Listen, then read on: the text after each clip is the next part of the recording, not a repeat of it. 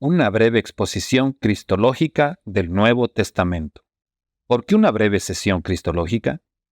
Visualice un grupo de nuevos creyentes que desean comprender la esencia de las Escrituras, u otros cristianos deseosos de experimentar un estudio rápido del conocimiento bíblico. ¿Cómo les transmitirías una verdad tan vital de manera concisa? ¿Qué les diría el Señor Jesús?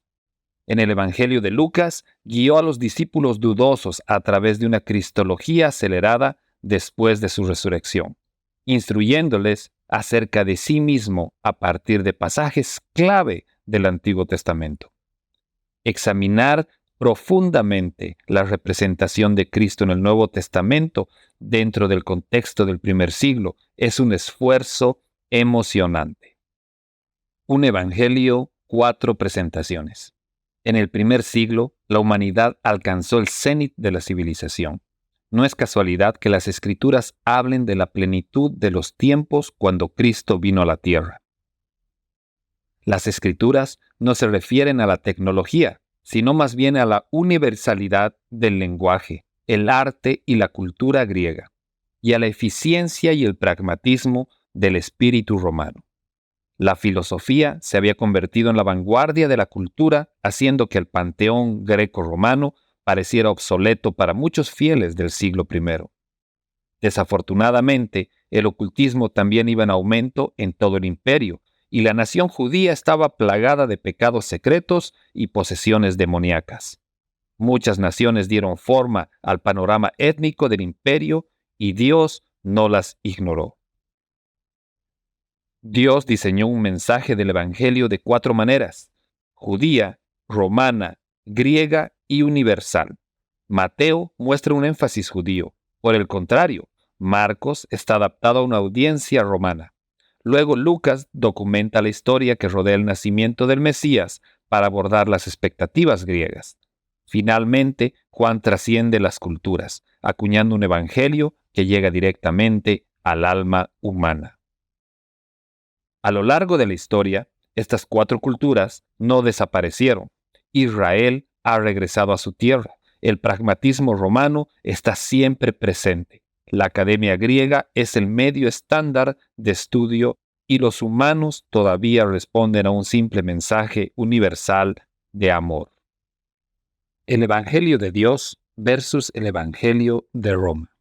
Hoy subestimamos la eficacia de la propaganda imperial de los césares romanos. La imagen de César estaba grabada en todas las monedas, y las monedas romanas se encuentran en los lugares más remotos e incivilizados. La intención era retratar al emperador como una fuerza imperial, estricta, pero en última instancia benévola.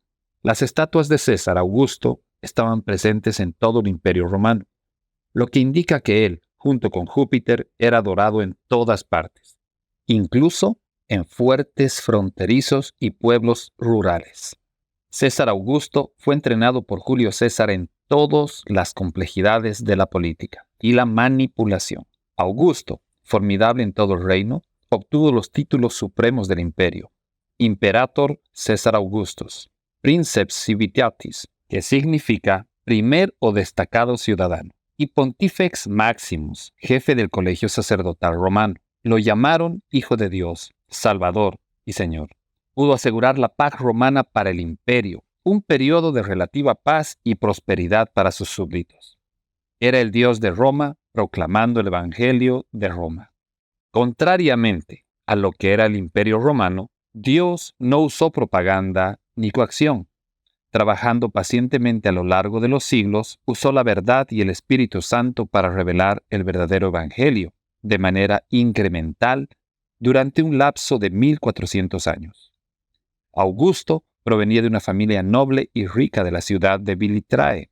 En marcado contraste, la familia terrenal de Cristo procedía de la peor ciudad de Israel, Nazaret, el centro de la guarnición romana del norte de Galilea. Contrariamente al cliché de que de Nazaret no sale nada bueno, José y María sobresalieron en virtudes. Como padre adoptivo, José era tranquilo y muy confiable. María sobresalió en prudencia, humildad, fidelidad, devoción y obediencia. ¿Qué distinguió el Evangelio de Dios del Evangelio de Roma? El Evangelio de Dios se ocupa del verdadero Hijo de Dios, divino e igual al Padre, como aquel que mediaba la paz con el Dios verdadero. Él es el héroe, nuestro Salvador Jesucristo, que abolió la muerte y sacó a la luz la vida y la inmortalidad a través del Evangelio. El Evangelio de Dios presenta a Dios como Padre, a diferencia de César, que pretendía ser el pater patriare, el padre de su patria. Augusto trabajó muy duro para convertirse en sumo sacerdote de Roma.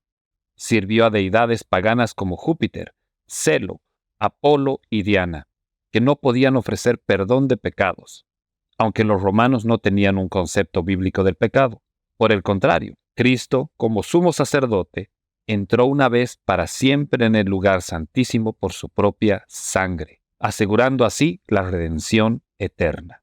Cristo no es solo el Señor de un imperio, Él es el Rey de Reyes y Señor de Señores.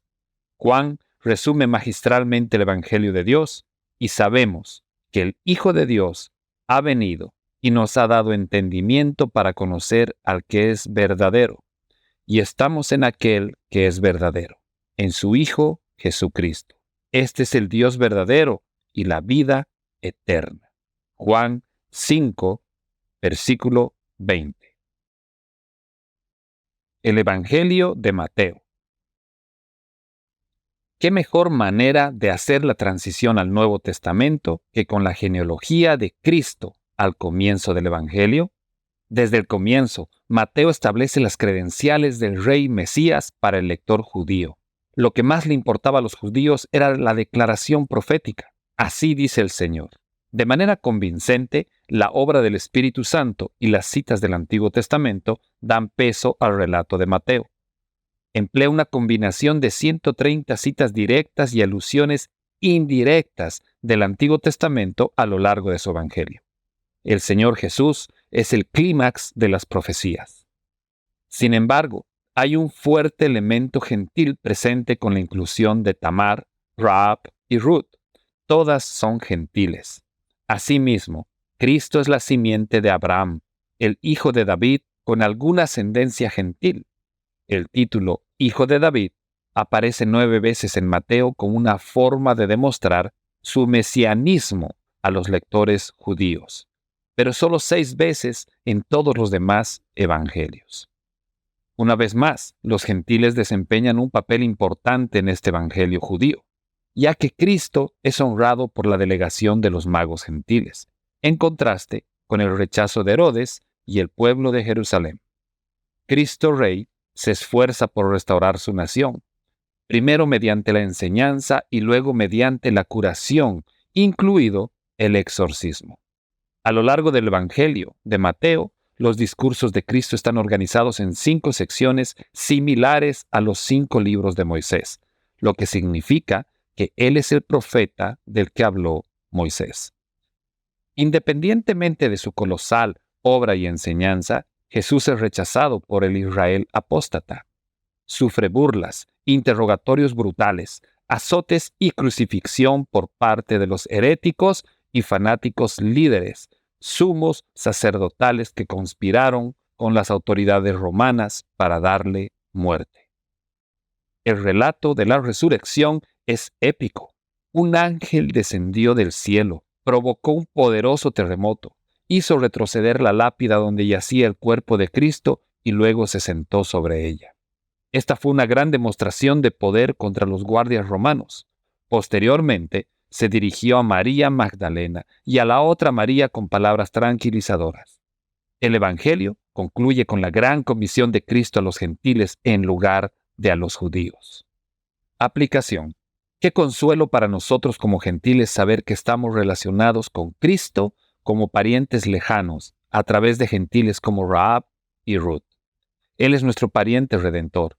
Él nos concede plenos derechos en su reino como redimidos por su cruz. Nos encargó hacer discípulos a todas las naciones. ¡Qué tarea tan maravillosa! En contraste con los reyes caídos de Israel, Cristo restaura la imagen del Rey Santo. El Evangelio de Marcos. Marcos comienza abruptamente presentando a Cristo como el Hijo de Dios, utilizando pocas palabras y sin declarar su nacimiento y genealogía como lo hizo Mateo. Escribe el Evangelio más breve en el que Cristo cumple la profecía del siervo sufriente de Isaías. Cristo es el esclavo divino de Dios, no es un siervo común. Aún así, como esclavo de Dios, Él no tiene genealogía ni celebración de nacimiento. Él demuestra que un esclavo actúa rápidamente, ya que el término inmediatamente domina su obra en el Evangelio de Marcos. Podemos llamar acertadamente a Marcos el Evangelio de la acción. El Evangelio de Marcos registra más milagros de Jesús que Mateo, Lucas o Juan, y su audiencia está compuesta principalmente por gentiles y romanos. Marcos posee la notable capacidad de condensar información. Notablemente, Juan el Bautista da una breve justificación del mesianismo de Cristo al comienzo del libro. Luego, la tentación de Jesús en el desierto se expresa en solo 2 frases. Más adelante, el ministerio galileo se ilustra de manera muy dinámica y contiene 8 apariciones de inmediatamente. La proclamación del Evangelio por parte de Cristo se centra en el cambio de mentalidad y la confianza en que el Mesías está aquí. Donde está presente el Mesías, está presente el reino de Dios. Esas son las buenas noticias. Independientemente de su ministerio y enseñanza masivos, Jesús es rechazado por el Israel apóstata. A diferencia de los otros evangelios, Marcos añade un detalle importante. A Cristo le vendan los ojos antes de ser golpeado. Eso añadió ansiedad, ya que el Señor no sabía cuándo ni de dónde vendrían los golpes. Para humillar aún más al Salvador, los despreciables y fanáticos líderes del sumo sacerdocio lo someten a burlas, duros interrogatorios y palizas. Los romanos infringen su vil procedimiento de intensa burla y azotes antes de llevar a cabo la tortura suprema, la crucifixión. Marcos también ofrece un ángulo diferente sobre la resurrección, mostrando cómo las mujeres entraron a la tumba vacía y un ángel les habló acerca del Señor resucitado. El Evangelio de Marcos termina con el encargo de los discípulos por parte del Señor de ir por todo el mundo y predicar el Evangelio a toda criatura. Aplicación. Servir a los demás con prontitud, como lo hizo el Señor, no siempre es fácil. El egoísmo y las redes sociales cobran un precio enorme en la iglesia de hoy. Aún así como Cristo fue el siervo de Dios en la tierra, nosotros también podemos serlo. Servir a los demás honra al Señor. Bendecimos a nuestros hermanos en la fe, más cordura a nuestro ser y lo más importante, el crecimiento espiritual. Cristo restaura la imagen de un verdadero servicio que proviene de la humildad y el amor a Dios y sobre todo a las personas, en lugar de la compulsión. Su humildad le costó la vida. El Evangelio de Lucas. Empleando una presentación elegante y metódica digna de Cristo, Lucas comienza su discurso a Teófilo, una personalidad no judía de alto rango del primer siglo. Esto indica que su Evangelio atraerá una audiencia gentil griega. Lucas describe a Cristo como el hombre perfecto que buscaban los griegos. El hombre perfecto es el hombre hecho a la imagen de Dios. La obra de Lucas, de carácter cronológico, podría denominarse el Evangelio histórico, ya que sigue el patrón de la historiografía griega. En el capítulo inicial, Lucas menciona al rey Herodes y a César Augusto durante el nacimiento de Cristo. Más adelante en el Evangelio, cuando Cristo comenzó su ministerio, Tiberio gobernaba desde Roma. Más adelante, Lucas nombra a líderes locales como Herodes, su hermano Felipe y los sumos sacerdotes Anás y Caifás. Interesantemente, el 60% de la narración de Marcos está incluida en el Evangelio de Lucas, mientras que el resto es una contribución única de Lucas. Mientras Mateo dispuso materiales didácticos similares en sus 5 discursos, Lucas los ubica en un relato completo de viaje que lleva a Jesús a Jerusalén desde Galilea y Judea vía Jericó. La sabiduría sobrenatural es evidente al comienzo del Evangelio. El niño Jesús se llenó de sabiduría y siendo un joven adulto, creció en sabiduría. La sabiduría excepcional de Cristo se muestra cuando, siendo un preadolescente, sorprende a los doctores de la ley en Jerusalén. Así, la búsqueda griega del hombre sabio y perfecto se cumplió en su persona. Además, el hombre perfecto, Cristo, no es autosuficiente como los héroes griegos, sino más bien un hombre de oración guiado por el Espíritu Santo. Por lo tanto, el gobierno del Espíritu es un tema central en Lucas. Cristo nace del Espíritu Santo. El Señor sana, ministra y predica con el poder del Espíritu Santo. Israel rechaza al Mesías en obediencia al liderazgo religioso inmoral y corrupto. Cristo es arrestado, burlado, vendado y golpeado. Sin embargo, Lucas no relata los azotes del Señor a manos de los soldados romanos. Luego Jesús se presenta ante Pilato y Herodes. No encuentran culpa en el Salvador, pero prevalecen las acusaciones de los principales sacerdotes y del pueblo judío. Los funcionarios romanos obligan a un extraño, Simón de Cirene, a llevar detrás de sí la cruz del Salvador. Cristo, caminando penosamente hacia su crucifixión, amonesta compasivamente a las mujeres desconsoladas y gimientes que lo siguen. Una vez en la cruz, la tortura física y mental de Cristo continúa. Los gobernantes se burlan de él, pero él todavía salva al criminal crucificado y arrepentido. El sol se oscurece, el velo del templo se rasga, y Cristo muere, entregando así su espíritu al Padre. Un centurión gentil que está cerca reconoce la justicia de Cristo crucificado. Sin demora, José de Arimatea, un devoto seguidor de Cristo, pide a Pilato el cuerpo de su Salvador y tiernamente prepara su cuerpo para el entierro.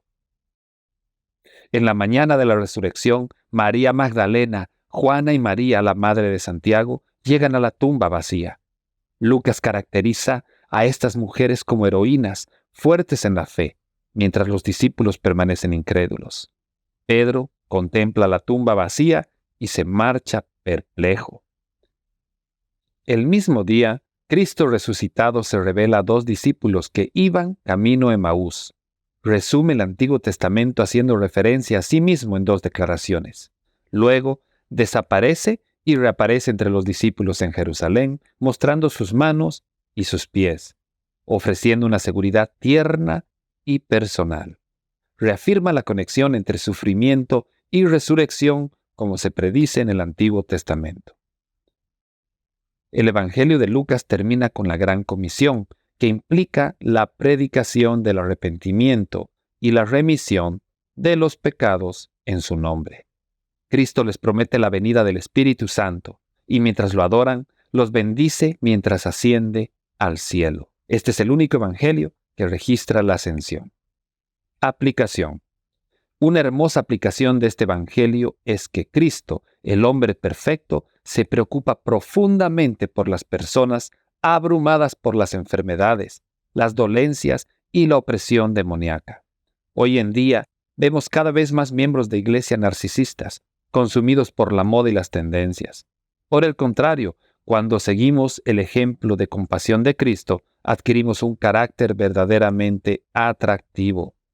Cristo recupera la identidad del hombre hecho a la imagen de Dios al dejarse crucificar y golpear hasta quedar irreconocible. El Evangelio de Juan. Juan retrata al Cristo cósmico, igual a Dios en su deidad e igual a los hombres en su humanidad. ¿Quién fue el único que trajo la gracia y la verdad en su forma más plena? Una característica sorprendente del Evangelio de Juan es su énfasis en la deidad de Cristo. No hay celebración del nacimiento. Además, no hay tentación en el desierto ni exorcismos de demonios. Juan, desde el principio, presenta a Jesús en términos de su gloria. Él es glorioso desde la encarnación hasta la cruz, donde clama Tetelestai, consumado es. Él es el vencedor, no la víctima. Al comienzo de su evangelio, Juan integra 3 capítulos del Génesis en 3 líneas, revelando quién fue el creador en el Génesis: Cristo mismo. Significativamente, la palabra amor aparece 57 veces en el Evangelio de Juan, más a menudo que en los otros 3 evangelios combinados. En su búsqueda por probar la deidad de Cristo, Juan delinea 7 señales y 7 declaraciones que presentan un caso sólido de quién es Cristo. ¿Dónde está Jesús? El reino se cumple. Juan revela cómo los oponentes de Cristo no eran pecadores comunes, sino hijos asesinos del diablo. Ni siquiera la resurrección de Lázaro cambia su determinación de matar al Mesías. En el capítulo 13, Juan conecta el tiempo de la crucifixión de Cristo con los sacrificios de la Pascua, enfatizando a Jesús como el Cordero Pascual. El episodio de su interrogatorio y abuso por parte de los sumos sacerdotes muestra a Cristo reprendiendo 2 veces al oficial que lo golpeó sin motivo. Como Dios, no tolera el abuso religioso. Más tarde, en el diálogo con Pilato, la pasión del Señor se centra en la verdad más que en el maltrato de los demás. Juan describe a Cristo como perteneciente a un mundo superior, destacando que su realeza no es de este mundo. Él es el Señor exaltado, poderoso desde el principio y durante todo su ministerio, señalando la cruz como su glorificación y revelación de la gloria del Padre. La resurrección, junto con la promesa de Jesús de enviar al Paracleto, el Espíritu Santo como testigo, portavoz y ayudante de la Iglesia, es una continuación de la gloriosa revelación y manifestación del Cristo.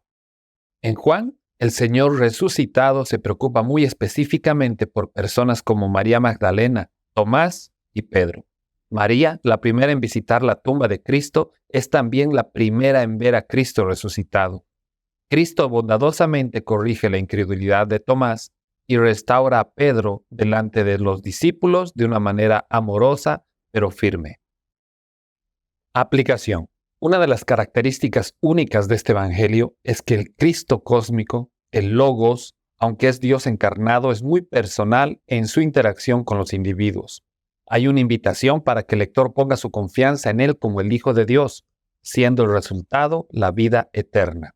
El Dios personal hace una invitación personal a la salvación. Cristo es bondadoso con los pecadores desde el principio hasta el final del evangelio, pero es sin misericordia con los apóstatas. Cristo corrige nuestra comprensión errónea de quién es Dios verdaderamente. Él es trascendente pero muy cercano. El que nos busca nos ama hasta el fin, nos salva y hace su tabernáculo entre nosotros para que habitemos en sus mansiones preparadas para nosotros. El libro de Hechos. Como secuela de Lucas, Hechos presenta a Cristo como el Salvador resucitado, listo para ser llevado al cielo mientras ordena las últimas cosas antes de su ascensión. El mensaje de Cristo resucitado derrotó primero al judaísmo farisaico y luego a los poderes y filosofías ocultistas, así como al dominio del Imperio Romano. En particular, dio órdenes a los apóstoles por el Espíritu Santo de testificar en Jerusalén, en toda Judea y en Samaria, hasta los confines de la tierra. Cristo da directivas de marcha a los apóstoles, incluida la iglesia que pronto nacería. Hechos es el libro del Espíritu Santo y de la iglesia como resultado de la exaltación de Cristo. La cristología en Hechos es una cristología de la evangelización y los milagros. Sin embargo, los milagros fueron la prueba, no el objetivo, de las buenas nuevas. Lucas organiza la narración de Hechos en torno al ministerio de Pedro, en la primera parte del libro, mientras se acerca principalmente a los judíos. Luego, la obra del apóstol Pablo ocupa un lugar central cuando planta iglesias en las ciudades claves del imperio. Pedro primero acusa a la audiencia judía por su rechazo al Mesías, y luego los llama a rendirse para la salvación. Pablo se dirige primero a los judíos, quienes generalmente rechazan su mensaje, y luego se dirige a los gentiles, quienes sorprendentemente aceptan al Mesías judío. El mensaje de Pablo emplea una variedad de técnicas relevantes para su diversa audiencia gentil. Esteban. Aplicación. El Cristo resucitado Puede ser simplemente un eslogan religioso o puede ser una realidad formidable en nuestras vidas, obrada por el Espíritu Santo. Ser guiado por el Espíritu libera poder para evangelizar, plantar iglesias y predicar el glorioso Evangelio del Señor resucitado. El libro de Romanos. Romanos es una epístola imperial dirigida por Pablo a las iglesias de la ciudad imperial de Roma. Romanos es la epístola cardinal del Nuevo Testamento y el fundamento de la teología cristiana. Roma contaba con 400 templos, un lugar donde estaban representadas todas las religiones del imperio. Curiosamente, la religión dominante era el culto al emperador. César Augusto era el sumo sacerdote del imperio, conocido como Pontifex Maximus. Augusto estableció el culto divino para sí mismo y para los sucesivos Césares. El apóstol Pablo decidió abordar el culto imperial y la superioridad moral de los éticos gentiles, así como de los religiosos judíos del amplio panorama religioso de Roma. En respuesta a las afirmaciones divinas de los Césares y al evangelio político de Roma, Pablo describe a Cristo como una personalidad única y formidable, como Dios y hombre en una sola persona. Esto es extraordinario. Ninguno de los Césares pudo acercarse a este estatus. Cristo desciende del notable rey David y el Hijo de Dios, probando en su deidad por la resurrección de entre los muertos. Además, los Césares eran proclamados divinos después de la muerte, pero permanecían en sus mausoleos. ¿Qué diferencia entre el Cristo vivo y los Césares muertos?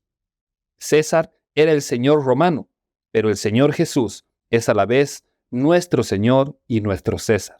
La epístola hace esto muy evidente. El electorado romano conocía bien el poder militar y la ira de Roma.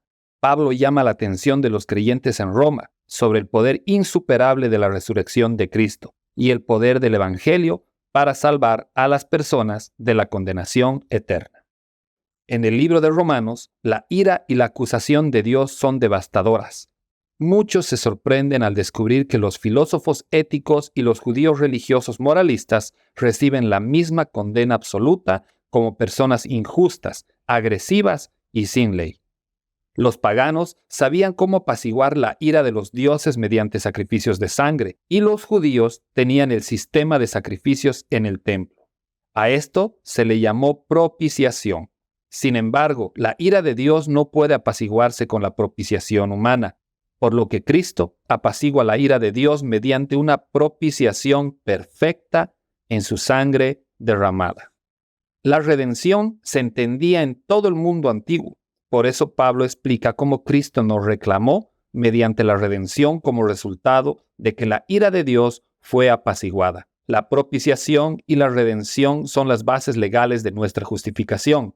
El gran tema de Romanos es la justificación por la fe en las obras de Cristo. En la gran exposición teológica de la justificación, la doctrina de la imputación juega un papel cardinal. La imputación hace posible el gran intercambio, como lo expresa Lutero. Nuestros pecados son transferidos a Cristo y los méritos y la justicia de Cristo son transferidos a nosotros. Sin imputación, la salvación es imposible. La gente de Roma disfrutó de muchos beneficios de César y del Estado romano. A veces recibían comida gratis y acceso gratuito a juegos públicos. La justificación produce beneficios eternos por Cristo. Estamos en paz con Dios, recibimos el Espíritu Santo que nos inunda con el amor de Dios y estamos colocados en un estado de gracia. Cristo es el segundo Adán, por lo que todo lo que perdió el primer Adán, Cristo lo recuperó en un nivel mucho más alto. Los creyentes en Roma y en otros lugares lucharon con el pecado. La buena noticia es que Cristo nos hizo uno con Él en su muerte y resurrección, por lo que el poder del pecado queda quebrantado en nuestras vidas. No estamos libres de pecado, pero gracias a la gracia, el pecado no dominará nuestras vidas. Ser uno con Cristo nos libera de las exigencias de la ley en nuestras vidas, que siempre provoca el pecado en nosotros. La vida en el Espíritu es la esencia del cristiano. La vida cristiana es una experiencia poderosa. La vida cristiana es santa. Romanos demuestra claramente que la ley del Espíritu de vida opera solo en Cristo. Gracias a Cristo tenemos el Espíritu Santo y poder, y somos santificados por el poder del Espíritu. La vida cristiana concluye con glorificación, no solo con santificación. En Cristo ya hemos sido glorificados. La predestinación es un tema que muchos evitan, pero está increíblemente presente en Romanos. Israel tendrá un futuro. Pablo analiza la escatología de Israel a lo largo de 3 capítulos. El libertador saldrá de Sión, lo que significa que Cristo descenderá al monte de los olivos para salvar a Israel. La epístola termina con 4 capítulos de aplicación. Era difícil reconciliar a los judíos y gentiles en la misma iglesia. En una iglesia multiétnica, el apóstol presenta a Cristo en su humildad como modelo a seguir. Él no se agradó a sí mismo y nosotros tampoco deberíamos hacerlo. Aplicación. Dios usó las doctrinas de la gracia del libro de Romanos a lo largo de la historia para revivir y transformar naciones, iglesias e individuos. Debemos recordar constantemente nuestra justificación obrada por Cristo. Junto con la doctrina de la imputación, la justificación es el fundamento de la santificación bíblica y la certeza de la glorificación. El libro de Primera de Corintios. Corinto era conocida por su desenfrenada inmoralidad y su afición por los filósofos de la época. En consecuencia, los creyentes en Corintios llevaron ese equipaje a la iglesia.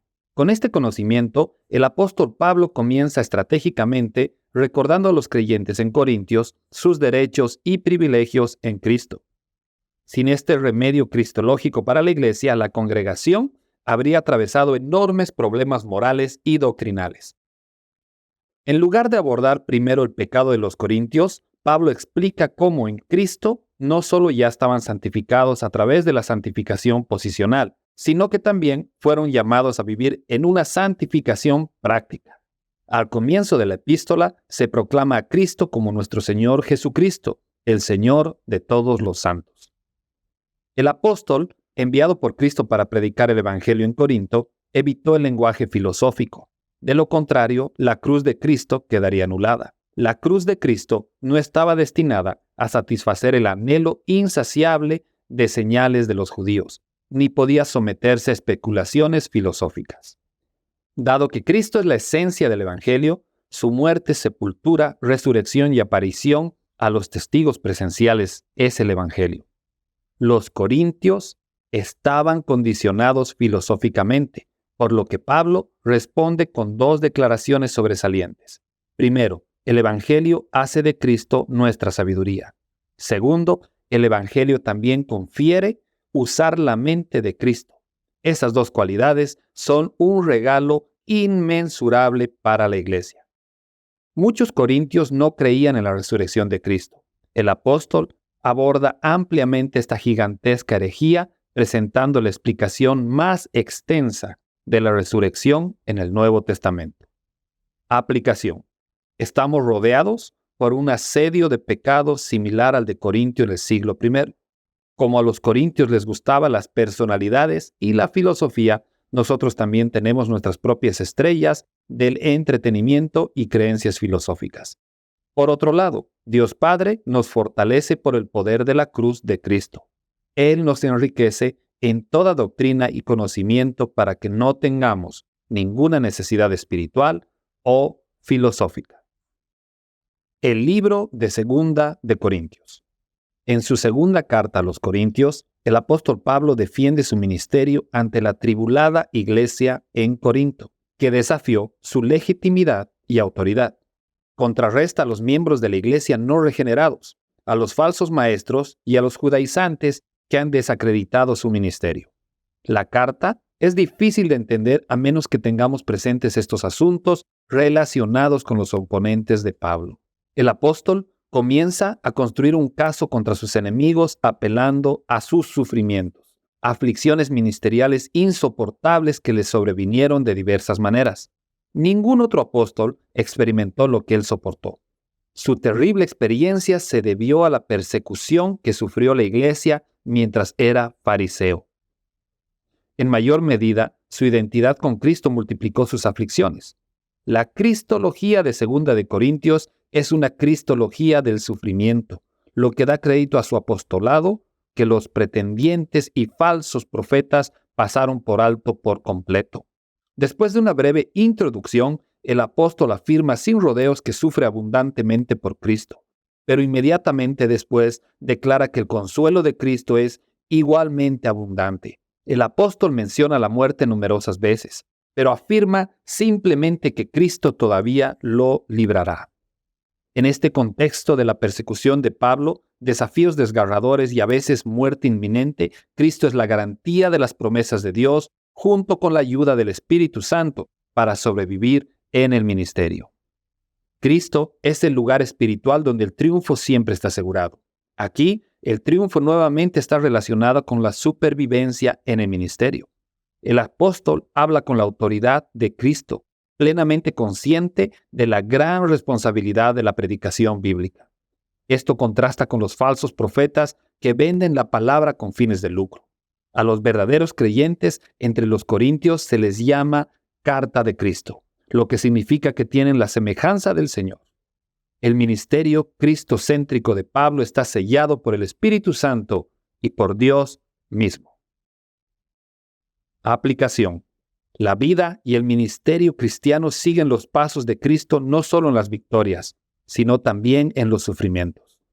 Este punto de vista fue recibido con desaprobación por muchos creyentes en Corinto, y de la misma manera será rechazado por muchos creyentes contemporáneos.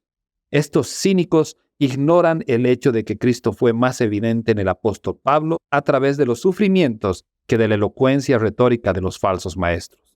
El sufrimiento por Cristo, como lo hizo el apóstol Pablo, es una experiencia difícil, pero en última instancia bendita e inspirada en el sufrimiento de Cristo.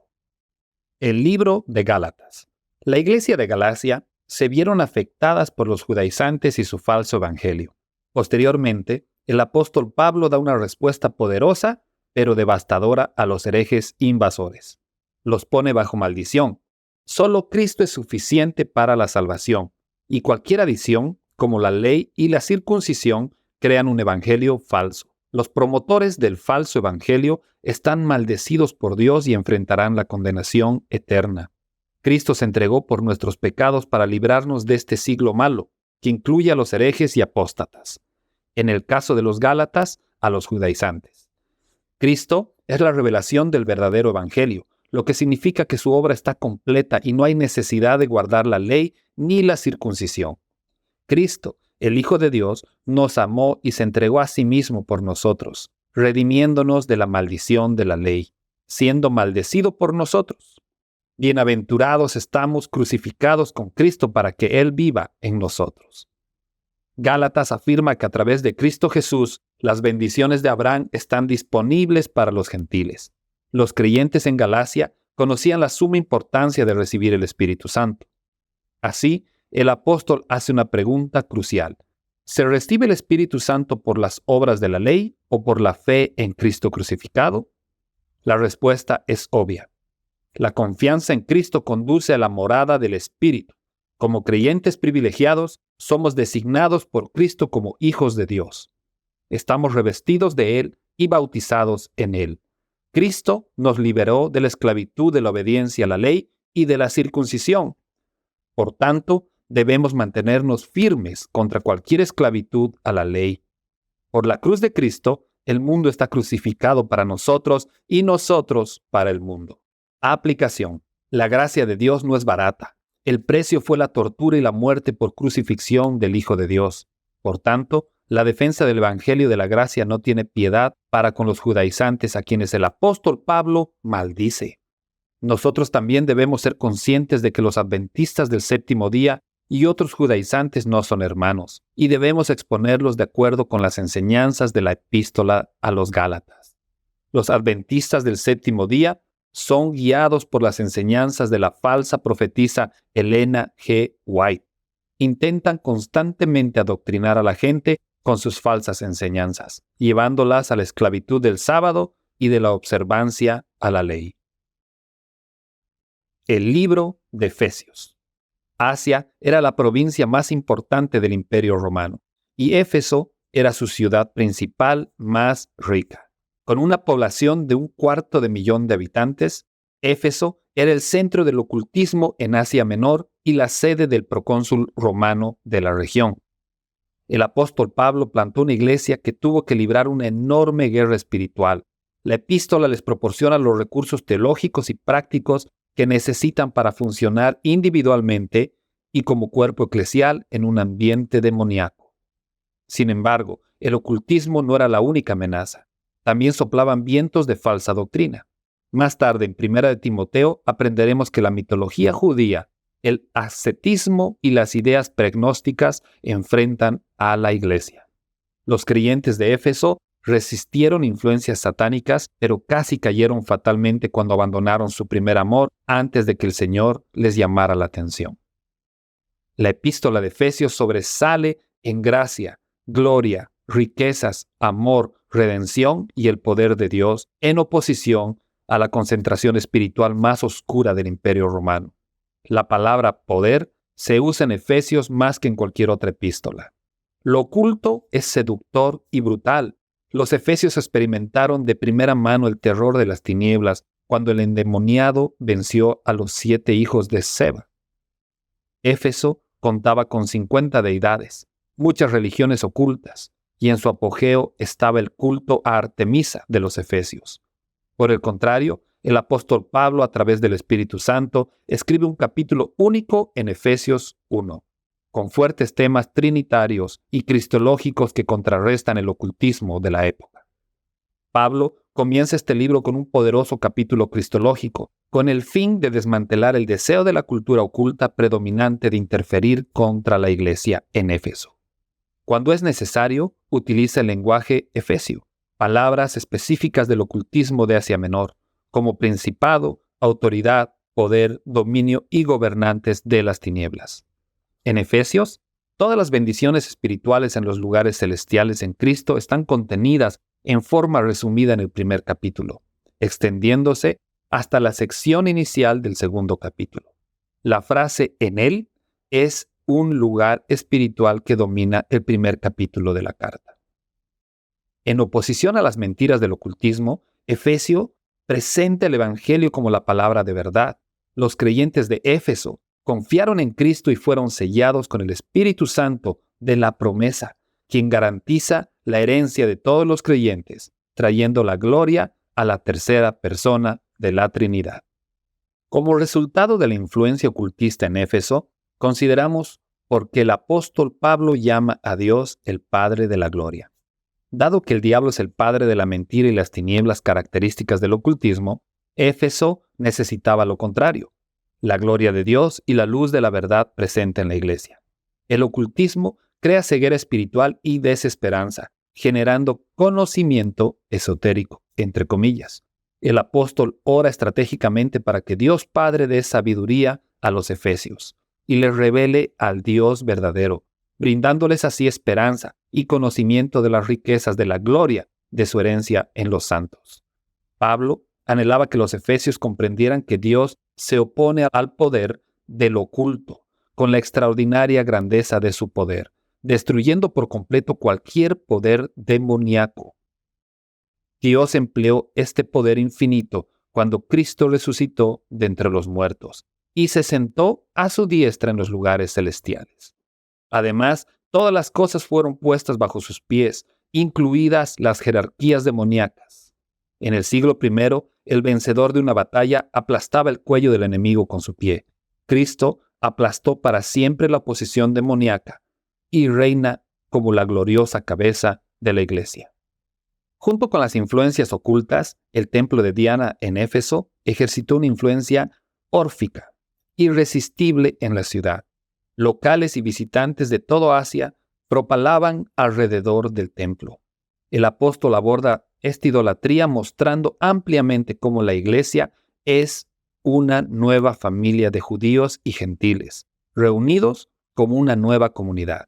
Pablo afirma que los gentiles son acercados por la sangre de Cristo y que el Señor mismo es nuestra paz, uniéndonos a dos grupos étnicos radicalmente diferentes, judíos y gentiles. Sorprendentemente, la solución a la animosidad racial se encuentra en la cruz. Cristo hace morir la enemistad y ambos grupos se unen con acceso en un solo espíritu al Padre. Ahora forman la casa de Dios y un templo espiritual donde Cristo es la piedra angular. El Espíritu Santo es parte de la construcción de esa morada de Dios. Aplicación. El ocultismo opera con toda su fuerza hoy en día, incluso apuntando a la iglesia. Sorprendentemente, los santos a menudo se sienten atraídos por el poder de las tinieblas. Los niños ven dibujos animados de ocultismo, mientras que los adolescentes y adultos se dejan seducir por sofisticadas películas de ocultismo. Necesitamos ser iluminados por el Espíritu para ver al Cristo exaltado que derrotó por completo al diablo y sus jerarquías demoníacas. El poder sumamente grande de la resurrección de Cristo es real y está disponible. Su amor por nosotros es insuperable. Ningún poder de las tinieblas debería seducirnos o derrotarnos.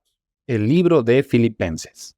La iglesia de Filipos fue la primera iglesia europea que Pablo plantó. Los creyentes filipenses estaban profundamente apegados a él. Incluso le enviaron apoyo mientras estaba en prisión a través de Epafrodito, uno de sus miembros que alertó a Pablo sobre algunos desacuerdos de liderazgo en la iglesia.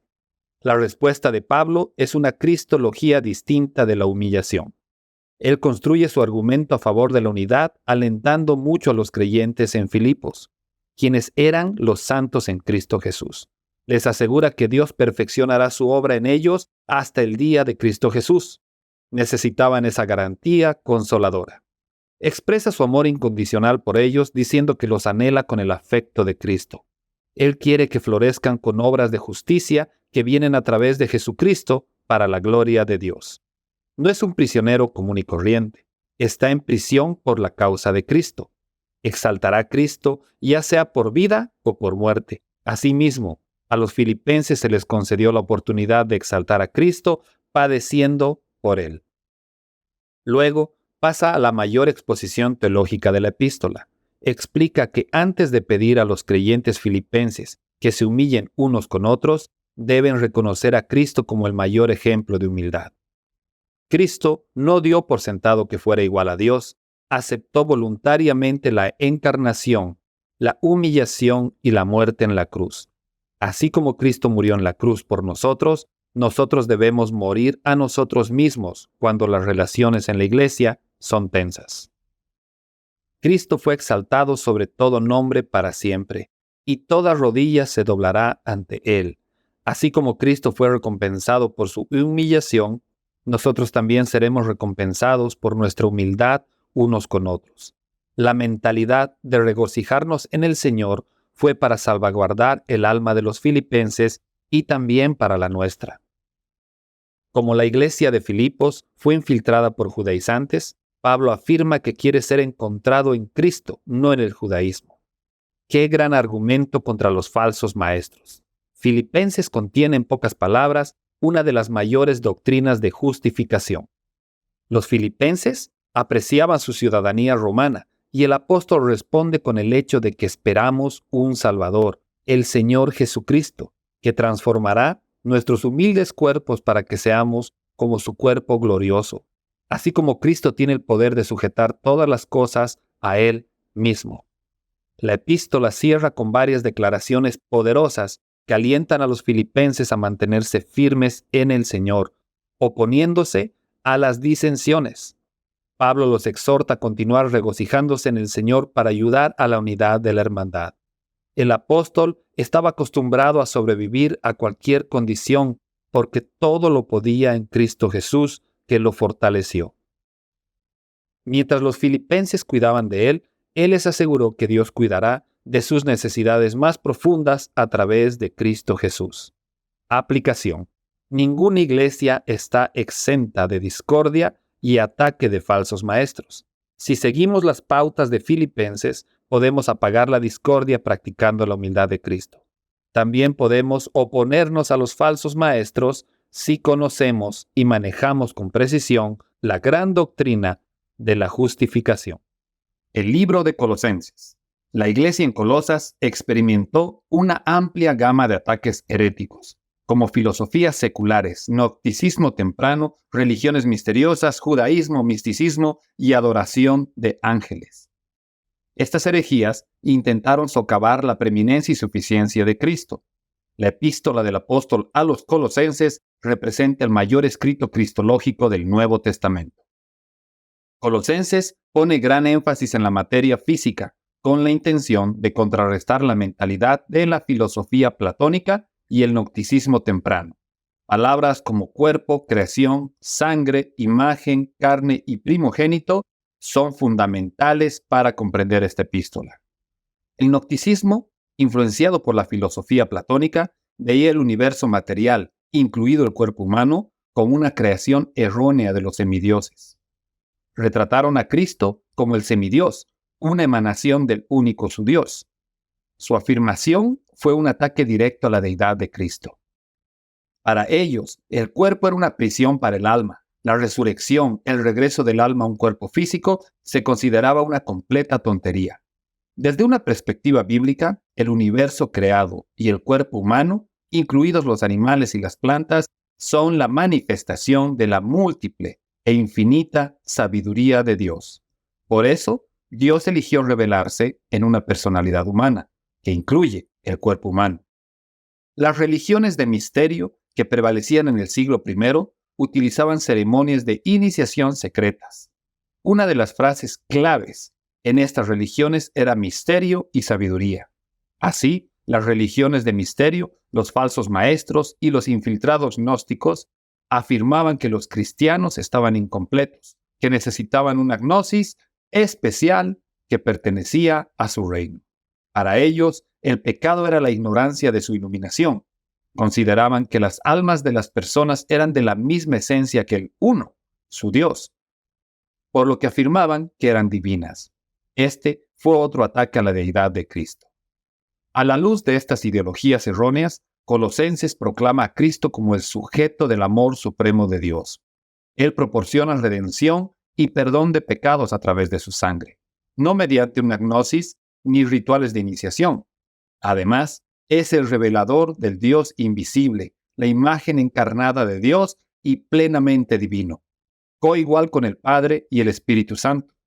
Como creador de todas las cosas, gobierna de manera preeminente sobre la creación, la iglesia y la muerte. Dios se complace en que toda la plenitud habite en su Hijo, y Cristo trajo la paz con Dios por la sangre de su cruz. Él se convirtió en el reconciliador de todas las cosas mediante el cuerpo de su carne en la muerte. Cristo es el misterio de Dios dado a conocer a sus santos, en oposición a los secretos esotéricos y ocultos de las religiones de misterio. Él vive en nosotros y nos da la certeza de la gloria eterna. Asimismo, Cristo es la fuente de madurez para el creyente.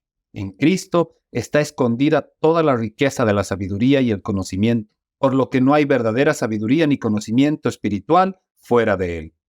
Toda la Trinidad en su plenitud habita en el cuerpo físico de Cristo. Este es el verdadero misterio. Estamos completos en Él. No hay necesidad de rituales de iniciación, de guardar el sábado, ni de conocimientos gnósticos especiales. La muerte y resurrección de Cristo liberan al creyente de los requisitos de la ley y lo protegen contra las jerarquías demoníacas. Cristo es el cumplimiento de las fiestas del Antiguo Testamento, incluido el sábado. Él es también la cabeza de la iglesia, que nutre a todo el cuerpo de creyentes. La muerte de Cristo nos libera de las regulaciones y limitaciones religiosas creadas por el hombre, y su resurrección nos coloca a la diestra de Dios con Él. Como creyentes, nuestra vida está escondida con Cristo en Dios. Fundamentalmente, Cristo es nuestra vida, fuente de santificación del comportamiento anterior y proveedor de las virtudes cristianas. Aplicación. Nuestra cultura actual intenta convencernos de que no estamos completos en Cristo, sino incompletos. Emplea un ataque desde múltiples frentes, como en Colosas, presionando contra nosotros el ocultismo, la inmoralidad, el pluralismo religioso, el misticismo y la filosofía. Dios nos concede una cristología formidable en Colosenses, destinada a resistir cualquier astucia y agresión de la cultura y las religiones contemporáneas. Somos responsables de exegetar adecuadamente a Colosenses para ver a Cristo como la encarnación de la Trinidad en quien están escondidos todos los tesoros de sabiduría y conocimiento que serán suficientes para nosotros. Cristo es preeminente sobre nuestras circunstancias, la creación, la muerte y la iglesia. El libro de Primera de Tesalonicenses. El apóstol Pablo, como el designado para ministrar a los gentiles, escribe Primera y Segunda de Tesalonicenses con un fuerte énfasis en la escatología, ya que la iglesia necesitaba aclaración en relación con los eventos de los últimos tiempos. Por el contrario, el Señor explica cómo la escatología de los evangelios se relaciona generalmente con Israel. La iglesia de Tesalónica estaba sufriendo una dura persecución. También les acosaban problemas internos como la confusión respecto a la moralidad y en ocasiones una débil ética laboral. La estructura de la epístola incluye cada capítulo que termina con una solución para diferentes puntos de vista sobre cuándo regresará el Señor. En el capítulo 1, el apóstol relata las tribulaciones de los tesalonicenses y cómo se convirtieron en un ejemplo para los creyentes en Macedonia y en Acaya. En este punto, tienen el corazón puesto en esperar al Señor del cielo que los librará de la ira venidera. El concepto de ira venidera determina la dinámica de la epístola. Esta ira no es una condenación eterna, sino una precursora de la condenación, la gran tribulación. En el capítulo 2, Pablo demuestra su ética trabajadora y su gentileza hacia los creyentes tesalonicenses, y cierra con la declaración de que ellos serán su corona en la presencia del Señor en su venida. En el capítulo 3, Pablo recuerda a los tesalonicenses que todos estamos predestinados a sufrir pruebas aquí en la tierra, pero que serán plenamente establecidas en la venida del Señor Jesús con sus santos. En el capítulo 4, aborda cuestiones de moralidad. Advierte a los tesalonicenses que mantengan puros sus vasos debido a la venganza de Dios sobre la inmoralidad. Luego, Pablo pasa a responder sus preguntas en relación con la vida futura de los creyentes. En unos pocos versículos, describe cómo Cristo mismo descenderá del cielo y los creyentes serán arrebatados para encontrarse con el Señor en el aire. Él enfatiza que deben consolarse mutuamente con la realidad del rapto. Sorprendentemente, no menciona nada sobre la gran tribulación, el anticristo y otros aspectos apocalípticos. Por el contrario, en el capítulo 5, dice que los incrédulos dirán paz y seguridad, pero la destrucción vendrá sobre ellos repentinamente y no escaparán. El apóstol afirma claramente que Dios no nos destinó a la ira, es decir, a la gran tribulación. ¿Por qué? Los creyentes ya están con Cristo en el cielo y los incrédulos permanecen en la tierra sufriendo la gran tribulación. El capítulo termina con la completa santificación y la venida de nuestro Señor Jesucristo. Aplicación.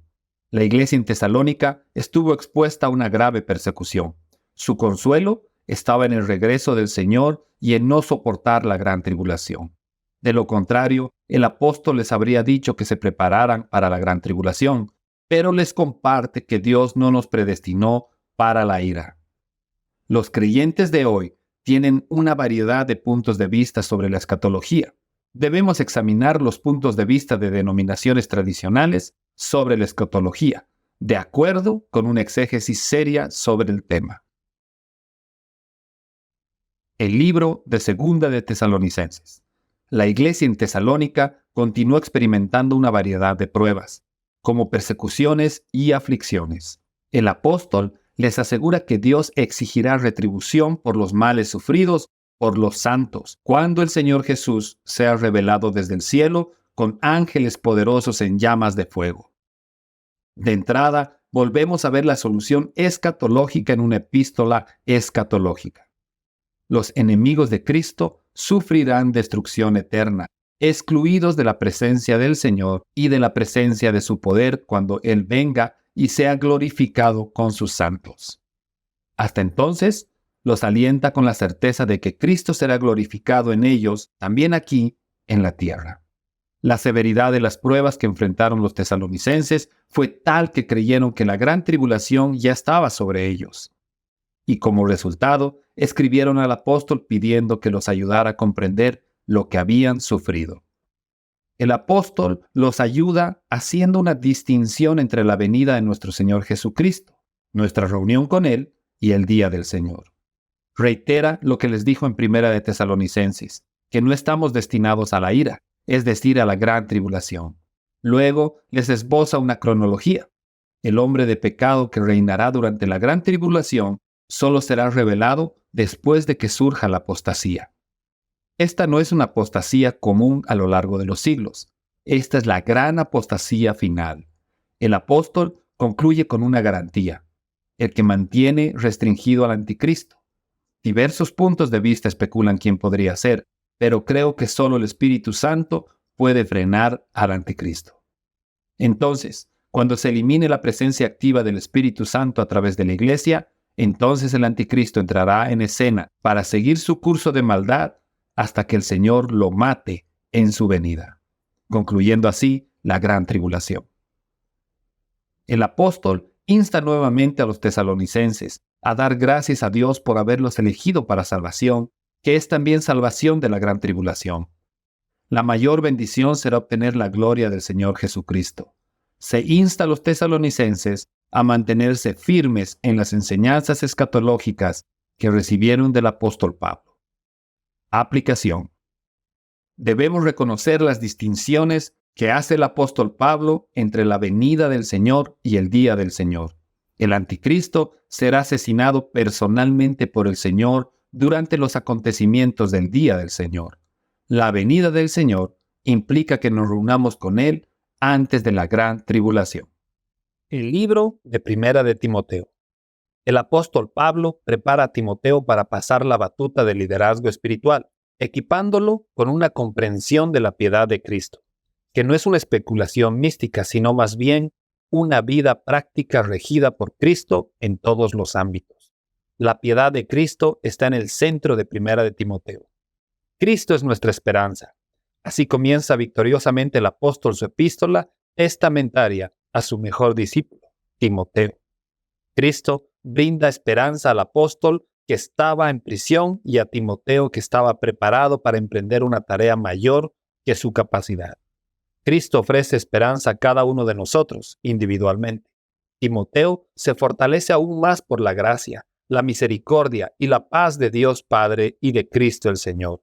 Conociendo la importante misión que afrontaba Timoteo, el apóstol añade paz al saludo. También emite una confesión cristológica diseñada para fortalecer a Timoteo. Agradece a Cristo Jesús por fortalecerlo, considerarlo fiel, ponerlo en servicio y confiarle el glorioso evangelio del Dios bendito a pesar de su intensa persecución a la iglesia en el pasado. Su confesión cristológica continúa afirmando que Cristo Jesús vino al mundo para salvarlo y para reconocer la perfecta paciencia de Cristo con un hombre como Saulo de Tarso. Al confesar su pecado y declarar la fidelidad de Cristo, Pablo anima a otros a crecer en Cristo. Después de esta confesión, sigue la adoración. Cristo es el Rey eterno, inmortal e invisible. Él es Dios y merece todo honor y gloria por siempre.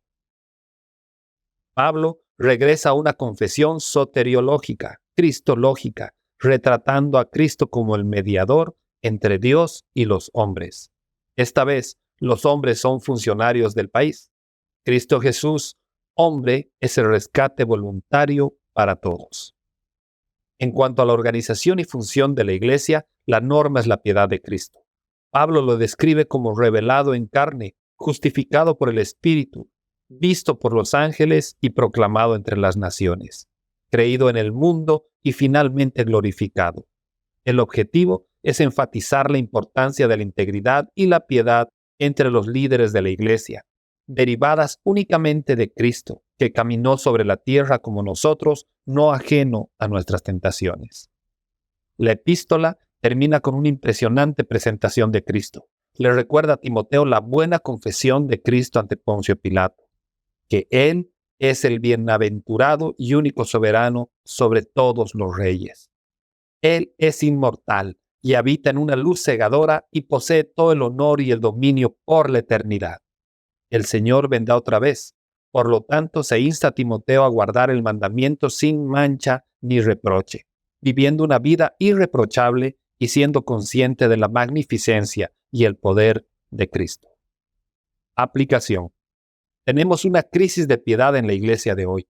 El ambiente complejo y pagano del primer siglo, la iglesia llegó a un buen término, una realidad que los funcionarios ya no podían ignorar. Era esencial que la iglesia mantuviera un buen testimonio, sosteniendo un estándar de piedad según la vida santa de Cristo en todos los niveles.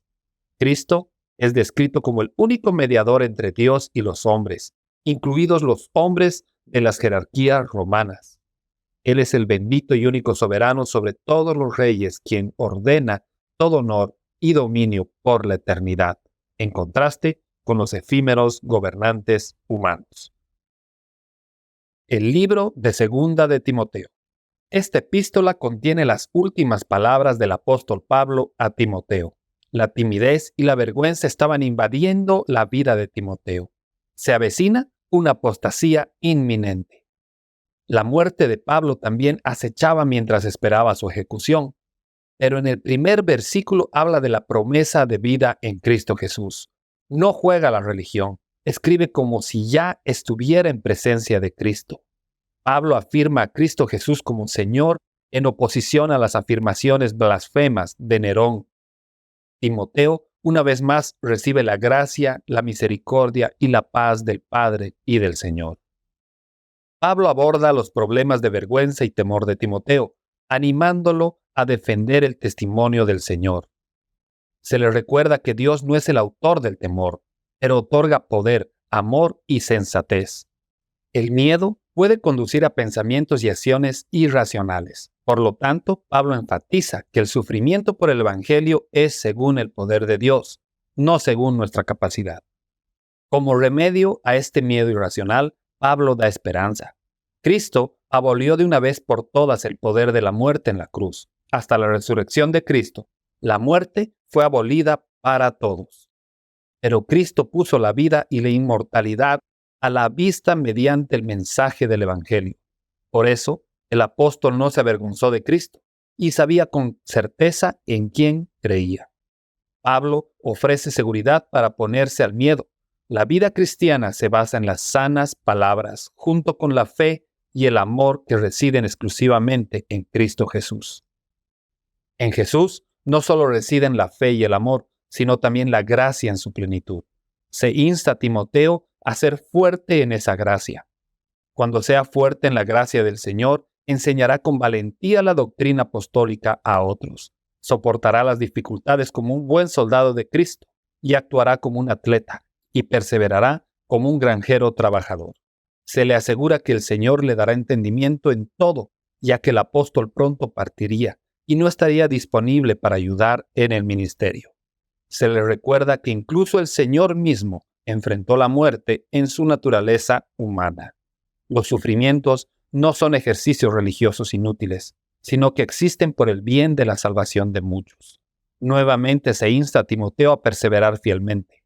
Cristo es el juez justo que otorgará al apóstol una corona de justicia. Todos los que aman su venida recibirán la misma recompensa. Aplicación. El equipo apostólico pareció disolverse con Pablo enfrentando la ejecución y Timoteo abrumado por la vergüenza y el miedo. Nosotros también, cuando estamos agobiados, nos sentimos desesperanzados y miserables. Aún así, Cristo triunfa en nuestras vidas como triunfó en las vidas de Pablo y Timoteo. Pablo revive la espiritualidad general de Timoteo al reafirmar reconfortantes declaraciones cristológicas. Fe, amor y gracia que residen exclusivamente en Cristo Jesús. Timoteo tuvo que refrescar su comprensión de Cristo. Nosotros también. El libro de Tito. Tito trató con nuevos creyentes inestables, no comprometidos e inmaduros en Creta. Pablo le habla a Tito con autoridad militar como siervo de Dios y apóstol de Jesucristo. Su tono es autoritario de principio a fin. Esta epístola exhibe una configuración peculiar. La cristología no está esparcida por toda la carta, sino concentrada en el corazón de la epístola. Pablo describe al Señor como nuestro gran Dios y Salvador. Este es uno de los versículos más claros que demuestra la deidad de Cristo. Aún más significativo es que su aparición será gloriosa. El apóstol usa la analogía de un César o un gran general del siglo I que irrumpe en escena de manera repentina, majestuosa y abrumadora. A medida que se acerca su venida, Él es la esperanza bienaventurada del creyente. Nuestro glorioso Cristo se entregó por nosotros para redimirnos de la inmundicia del pecado y para purificar para sí su propia nación, la cual será celosa de buenas obras. Entonces, su nación no solo está produciendo buenas obras, sino que está siendo celosa por ellas. Más adelante en la epístola se afirma la soteriología de la gracia, donde Dios elimina nuestras obras y nuestra justicia propia, mostrándonos misericordia y aplicándonos el lavamiento de la regeneración y la renovación por el Espíritu Santo. El texto continúa diciendo que gracias a Cristo nuestro Salvador, el Espíritu Santo es abundantemente derramado sobre nosotros. Todas estas tremendas bendiciones espirituales son mediadas por Jesucristo nuestro Salvador, quien nos justificó por su gracia y nos hizo herederos según la esperanza de la vida eterna. Aquí, el apóstol resumió el Evangelio de la Gracia en pocas palabras. Aplicación. Los adventistas del séptimo día, que son judaizantes contemporáneos, junto con otras sectas, deben ser duramente reprendidos. La gracia de Dios es nuestra maestra en santidad, la cual debe ser real y evidente para el mundo que nos rodea. El libro de Filemón. Onésimo, esclavo y discípulo del apóstol, es protegido por Pablo cuando Onésimo regresa con su amo. Filemón es una epístola personal para este hombre importante, pero también se extiende a la iglesia que se reúne en su casa. Pablo es prisionero de Jesucristo, no del César, y para él es una insignia de honor. Filemón, un maestro bondadoso, tiene amor y fe hacia el Señor Jesús y también hacia los santos. Filemón sirvió a los santos por causa de Cristo, y sus acciones alcanzaron incluso al apóstol en prisión. En lugar de emitir una orden para que Filemón recupere a Onésimo, el apóstol elige apelar con amor a Filemón en nombre de Onésimo. Su petición la hace como prisionero de Cristo. Aquí la misma frase esta vez expresa humildad y confianza en Cristo para convencer a Filemón. Pablo le recuerda que ahora Onésimo es su hermano en el Señor. Perdonar a Onésimo refrescaría el corazón de Pablo en Cristo. Aplicación. Es difícil pedir un acto de benevolencia a alguien que está en deuda contigo y no tiene el mismo estatus. Gracias a Cristo, Pablo le pidió con confianza a Filemón, un hombre de alta posición social, gracia para con Onésimo. Por lo tanto, gracias a Cristo podemos imitar estos mismos actos de humildad con nuestros compañeros creyentes.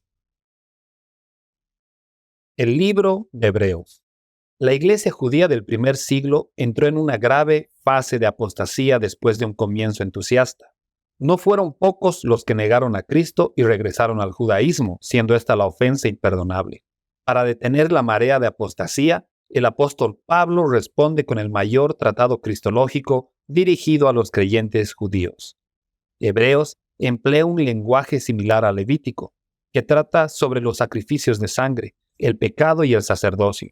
Esta epístola no es fácil de entender para los lectores no judíos. Cristo es retratado en términos definitivos y magníficos. Primero, es el Hijo Creador, el mismo Yahvé de los primeros capítulos del libro de Génesis. Como resultado, Él es el heredero legítimo de todas las cosas porque Él fue quien hizo todas las cosas. Los judíos estaban conscientes de algunos ejemplos de la gloria de Dios apareciendo en el Antiguo Testamento. Estas teofanías fueron la máxima muestra de la majestad de Dios. El apóstol revela que el sorprendente esplendor de la gloria de Dios es Cristo mismo en su gloria, ya que Él es idéntico al Padre en su naturaleza divina. La premisa fundamental es que Dios se revela en el Hijo. En Juan 4, Cristo le dijo a Felipe, uno de los discípulos, que quien le veía a Él, veía al Padre. La propensión de los judíos a la adoración de lugares o pueblos santos, como el templo o la gloria de Moisés y los ángeles, requirió la respuesta del apóstol en Hebreos. Pablo desarrolla el carácter de Cristo como el Hijo glorioso que no solo creó todo, sino que también sostiene todas las cosas por la palabra de su poder. Su palabra es poder, no un mero sonido. Los judíos, probablemente influenciados por la filosofía griega, creían que el universo es infinito y autónomo. Pablo tuvo que corregir este error atroz. El apóstol Pablo también recordó a los judíos que el Hijo hizo la purificación por los pecados. No repetía los sacrificios en el templo. Luego se sentó a la diestra de la majestad en las alturas. La majestad en las alturas es otro nombre para Dios mismo como el ser infinito, más elevado del universo. Entonces, el Hijo se sentó a la diestra de Dios, de donde había venido. Cuando el Hijo se sentó, la obra de salvación quedó terminada y aceptada por Dios. Toda la epístola a los Hebreos es una comparación y contraste entre la gloria de Cristo y su obra consumada en la cruz, versus todo el sistema judaico que quedó completamente obsoleto después de la ascensión de Cristo. Pero los judíos no aceptaron la verdad de la obra consumada de Cristo, por lo que esta epístola proporciona la mejor defensa correctiva posible. Hebreos contiene las amenazas más severas del Nuevo Testamento, además de las del libro de Apocalipsis. Aplicación. Al igual que los judíos, nosotros también quedamos atrapados en ejercicios y experiencias religiosas, perdiendo de vista la preeminencia de Cristo sobre nuestras particulares denominacionales. Hay un momento en la vida de todos los creyentes en el que debemos pasar de un enfoque superficial y folclórico al estudio de la palabra en una exégesis seria que nos recompensará con representaciones sobresalientes de Cristo y una comprensión más rica de su carácter y gracia. El libro de Santiago. La iglesia judía estaba experimentando un ambiente espiritual insalubre, lleno de disputas, chismes y abandono de las viudas y los huérfanos. Santiago se dirige a la iglesia de una manera particularmente judía. Santiago era medio hermano del Señor, pero no hace ningún reclamo sobre esta base. Se presenta como siervo de Dios y del Señor Jesucristo. Él llama a Cristo, nuestro glorioso Señor Jesucristo, cuando se prepara para reprender el favoritismo judío que estaba rampante en sus sinagogas. Aunque no dice mucho acerca de Cristo, sus escritos están saturados de alusiones a las enseñanzas de nuestro Señor. El Sermón del Monte es evidente en su pensamiento. Aplicación. A veces, los cristianos terminan en comunidades cerradas similares a las sinagogas, donde las riñas, los chismes y el abandono de las viudas y los huérfanos son evidentes. Necesitan ver nuevamente a nuestro glorioso Señor Jesucristo. El libro de Primera de Pedro. Algunos eruditos llaman a Primera de Pedro el Job de las epístolas del Nuevo Testamento. El término sufrimiento aparece 18 veces, más que en cualquier otra carta del Nuevo Testamento. En claro contraste, la palabra gloria aparece 8 veces. El tema de la epístola podría ser los sufrimientos de Cristo seguidos de la gloria. Los cristianos están llamados a caminar según este mismo modelo en un mundo muy hostil. El estilo lingüístico de la epístola es similar al del Levítico y muy judío en la exposición general. Los destinatarios son en su mayoría cristianos judíos. Mientras Nerón desataba la persecución contra los cristianos, el apóstol Pedro, como líder de la iglesia en general, respondió con una epístola cristológica y pastoral destinada a ayudar a los cristianos que enfrentaban diversas pruebas. Pero éstas se convertirían en tribulaciones ardientes cuando Nerón se preparaba para perseguir a la iglesia al máximo.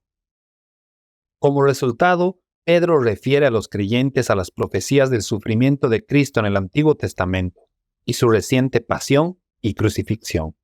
Los creyentes se acercaban cada vez más a Cristo, asegurando su supervivencia espiritual. Pedro comienza animando a los creyentes probados primero con una bendición trinitaria y luego con una doxología. En la bendición trinitaria se incorporan 3 cosas. Los santos son elegidos por el Padre, santificados por el Espíritu y rociados con la sangre de Cristo. La aspersión con la sangre de Cristo es una alusión a la aspersión de sangre en la ratificación del pacto mosaico. Pedro presenta las tribulaciones como una prueba de fe. Pasar la prueba significó que fueron salvos. Cuando Cristo sea revelado, los creyentes recibirán alabanza, gloria y honor por soportar las pruebas. Los creyentes amaban a Cristo y confiaban en Él en medio de la tribulación, aunque no lo veían. Mientras estos creyentes eran probados, se identificaban con los sufrimientos del Mesías, que habían sido la búsqueda enfocada de los profetas del Antiguo Testamento. Es más, hasta los ángeles anhelaban ver cómo el Mesías iba a soportar tribulaciones. La santidad era vital para la supervivencia en estas circunstancias. Se recuerda a los creyentes que honren la preciosa sangre de Cristo, un cordero sin mancha ni defecto mediante una vida santa. Cristo no solo sufrió, sino que también murió y luego fue glorificado. Entonces les esperaba la misma gloria. ¿Por qué fue puesta a prueba su fe? Las pruebas de su fe les ayudaron a resistir el libertinaje desenfrenado que los rodeaba, mientras se esforzaban por mantener buenas relaciones en casa, con las autoridades y con varios maestros. Cristo es piedra viva y preciosa ante Dios y los creyentes, es decir, está vivo y activo por la estabilidad espiritual de los fieles en un ambiente extremadamente peligroso. Él es también la piedra angular. Esta es una referencia al templo, lo que significa que todo debe apuntar hacia Él. Pedro cita Isaías 53 como una manera de recordar a los creyentes que sigan el ejemplo de Cristo de recibir sufrimientos de la mano de Dios como lo hizo Cristo en la cruz. También es el pastor y supervisor de sus almas, lo que significa que sabe exactamente por lo que pasan y sabe cómo ayudarlos y consolarlos. La epístola también se dirige a los ministros, y Pedro les recuerda que son subpastores, ya que Cristo es el pastor principal que recompensará su fiel servicio. Pedro también afirma sin rodeos que así como Cristo sufrió en el cuerpo por nosotros, debemos dejar de vivir en pecado corporal. Las iglesias a las que se dirige enfrentaban problemas de pecado, por lo que tal vez se permitió la persecución como medio de santificación. Cuando estos creyentes comprendieron su participación en los sufrimientos de Cristo, Pedro pronunció que el Espíritu de la gloria de Dios reposa sobre ellos. Esto es impresionante. Aplicación. Los sufrimientos de Cristo son terreno sagrado. Los sufrimientos de los creyentes son también terreno sagrado por causa de Cristo que está en ellos, sufriendo con ellos. Hoy en día, muchos pastores y creyentes hablan de la persecución y los sufrimientos de la iglesia aquí en los Estados Unidos como si estuvieran viviendo una película dramática. La persecución y los sufrimientos son tan arduos que solo Cristo puede ayudar a su iglesia a superarlos. Que el Señor nos perdone. El libro de Segunda de Pedro. En Primera de Pedro notamos cómo la iglesia judía en la diáspora experimentó persecución a causa de sus pecados. La consecuencia de esos pecados resultó en que Dios disciplinara a su pueblo. En Segunda de Pedro, la dinámica es completamente diferente. La iglesia estaba sitiada desde dentro por falsos maestros que secretamente estaban introduciendo herejías destructivas. Para entender la táctica de Pedro en esta epístola, debemos recordar los puntos en común de Pedro y Judas. Judas comienza con un tremendo derramamiento de amor, misericordia y paz de Dios Padre antes de abordar el horrible problema de los herejes y las herejías. Pedro hace lo mismo, pero de una manera más avanzada. Los oponentes de Cristo en la iglesia a las que se dirige Pedro tenían enseñanzas pregnósticas y de religiones misteriosas, donde el conocimiento secreto y la inmoralidad eran primordiales. Pedro usa intencionalmente la palabra conocimiento 5 veces en el primer capítulo para contrarrestar este conocimiento falso. Pedro llena el primer capítulo con palabras elevadas, honrando la majestad de Dios y al mismo tiempo reforzando la doctrina cristológica y un llamado a una vida virtuosa. La clave de toda la epístola es esta declaración cristológica general. Cristo decretó, según su justicia, no la nuestra, conceder a todos los creyentes una fe preciosa igual a la de los apóstoles. Ninguno de los apóstoles perdió jamás su fe. Ninguno de los creyentes perderá jamás su fe. Entonces, El valor inapreciable de esta fe es un regalo de Cristo que asegura que su iglesia resistirá incluso los ataques heréticos más insidiosos y peligrosos. La fe preciosa no es un término abstracto, sino que incorpora tanto la doctrina como la práctica. Por eso, Pedro recomienda añadir virtud a la fe. A continuación, vemos el curso intensivo de Pedro sobre doctrina y práctica tal como lo aplicó a sus oyentes. Primero, Cristo es Dios y Salvador. La deidad de Cristo es fundamental para comprender su carácter. Lo específico de los herejes era la disminución o negación de la deidad de Cristo. La salvación proporcionada únicamente por Cristo, quien es Dios en carne, es suficiente y completa. No hay necesidad de enseñanzas adicionales ni ayuda adicional de falsos maestros. Pedro contrarresta las principales afirmaciones de los falsos maestros con una bendición espiritual intensa y compuesta. La gracia y la paz multiplicadas eran necesarias, ya que los ataques eran implacables. Los cristianos pueden desechar las enseñanzas falsas y vivir una vida piadosa, a pesar de la presión de los impíos engañadores, cuando el poder divino interviene en su favor. Los creyentes son reafirmados al saber que tienen un llamado divino por la propia gloria y excelencia de Dios. Este llamado divino se contrasta con la imagen reprensible, repugnante y sin brillo de los herejes. Al saber de antemano cómo será atacada la iglesia, Dios da promesas preciosas y magníficas que anclan a las almas leales en su fidelidad. Toda la gracia que Dios proporciona es accesible mediante un conocimiento real de Él. Conocer a Dios es infinitamente superior al conocimiento esotérico, introducido secretamente por los apóstatas a lo largo de la historia de la Iglesia. Como se establece al comienzo de las epístolas de Pedro, la fe proporcionada por Cristo produce sana doctrina y una vida sana. Pedro insta a los creyentes a unir rápidamente su doctrina con la virtud con conocimiento y al conocimiento con el dominio propio, que era completamente ajeno a los falsos profetas. Luego, exhorta a los creyentes a continuar en la perseverancia, la piedad y el amor de los cuales nuevamente los herejes carecían por completo. Los cuentos y la mitología ingeniosamente ideados eran los libros de texto de los falsos maestros. En clara distinción, Pedro fue testigo ocular del poder del Señor Jesucristo, mientras que los infiltrados eran completamente impotentes. También fue testigo del honor y la gloria del Señor en el monte de la Transfiguración, donde la majestuosa gloria de Dios exhibió a Cristo como el Hijo amado, agradable al Padre.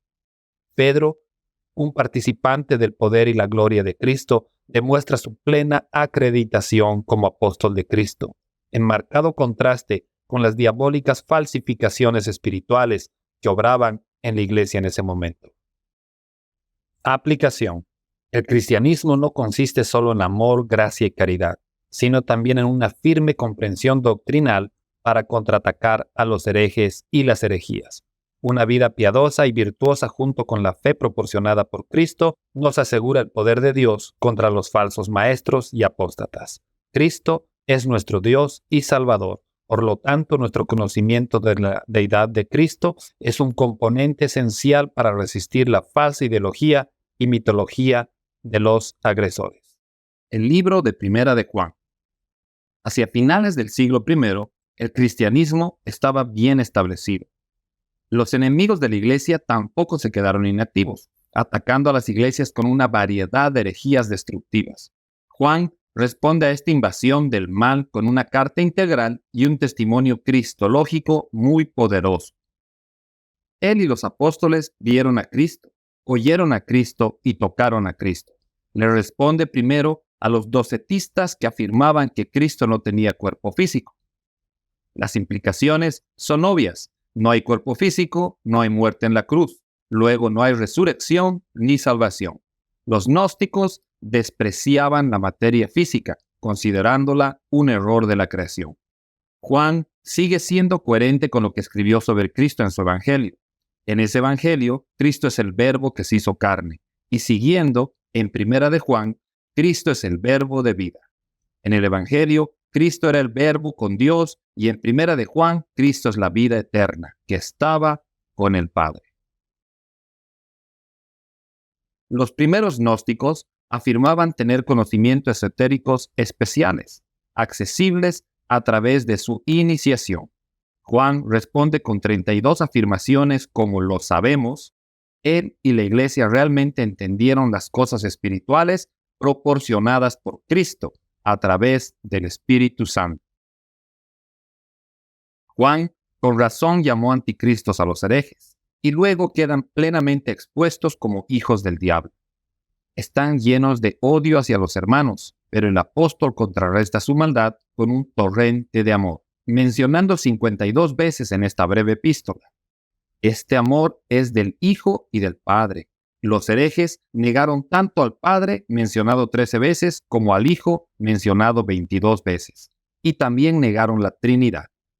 El Hijo de Dios fue revelado para destruir las obras del diablo, que son herejías, apóstatas y anticristos. Los gnósticos afirmaban que el pecado era la ignorancia de sus conocimientos ocultos. Por otro lado, practicaban todo tipo de orgías. Juan lo contraataca, afirmando que el pecado es anarquía. La solución es la sangre de Cristo, la propiciación. Una vez más, el perdón del pecado se produce a través de un ser físico, no del adoctrinamiento oculto. El pecado se menciona 30 veces para que los apóstatas no lo olviden. Estos anticristos atacaron la deidad de Cristo. También socavaron la certeza absoluta de la vida eterna. Juan derriba la herejía flagrante, afirmando que Cristo es plenamente Dios y vida eterna. Aplicación. La comunión con el Padre y el Hijo trae gozo insuperable y fomenta el amor por los hermanos y hermanas en Cristo, llevándonos a abrazar la sana doctrina, así como oponernos al mundo y a los anticristos. El libro de Segunda de Juan. Al igual que Primera de Juan, Segunda de Juan contrarresta el docetismo, pero más brevemente. Se multiplicaron los negadores de la encarnación de Cristo. Juan los llama anticristos. Luego escribe una carta privada a una señora creyente con hijos creyentes para advertirles de la actividad de los herejes. La apologética debe llevarse a cabo a nivel de la iglesia, pero también a nivel personal. Cristo es la verdad que permanece con nosotros para siempre. Qué reconfortante. Los que pertenecen a Cristo vivirán una vida santa como resultado de su unión con Él. Una expresión clave en esta breve epístola es: todo el que se desvía y no permanece en la enseñanza de Cristo no tiene a Dios. La enseñanza de Cristo en contexto es el testimonio de los apóstoles con respecto a lo que creían acerca de Cristo, como se comunica en Primera de Juan. Cristo vino en carne para propiciar nuestros pecados. Ir más allá de las enseñanzas de Cristo culmina únicamente en el conocimiento gnóstico esotérico. Los que solo poseen conocimiento no tienen al Hijo ni al Padre. Aplicación. Permanecer en la doctrina de Cristo y oponerse a los anticristos engañadores. El libro de Tercera de Juan.